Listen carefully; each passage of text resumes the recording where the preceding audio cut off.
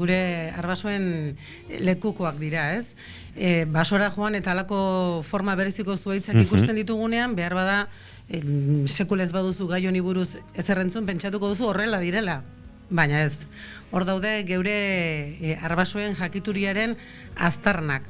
Beharra bezalakorik ez dago, ez buruari emateko, geure arbaso horiek egurra horren beste behar zutenez, halako teknika asmatu zutenez, ganaduak eta egurrikatzak edo itsasontzi gintzak elkarrekin bizi ahal izateko, hortik sortu ziren zuhaitz lepatuak, eta zeuk esan duzu, ez horren aspaldi.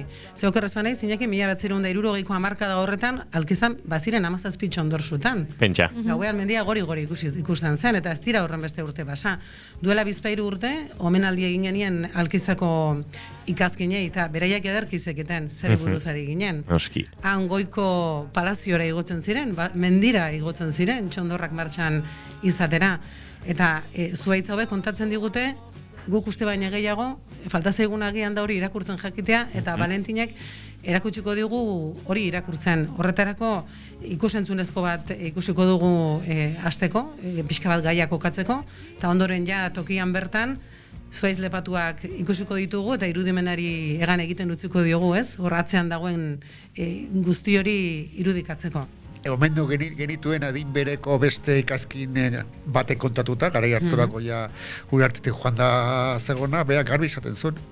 Berea ume zenean, bera Espainiako Gerra Zibilen aurret eta inguru hori baserrien diru sarrera zela ikatza egitea. Berak eran ikasi zula bere itarekin ikatza egiten, ez ezan dirua etxera sartzeko modua. Gesten ziela, Tolosara esaterako, arkizatik, etxetan, okindegitan eta ikatz hori saltzea, eta hori izan beraiek gero barrez herritik kanpo erosi barzituzten horiek dirua lortzeko.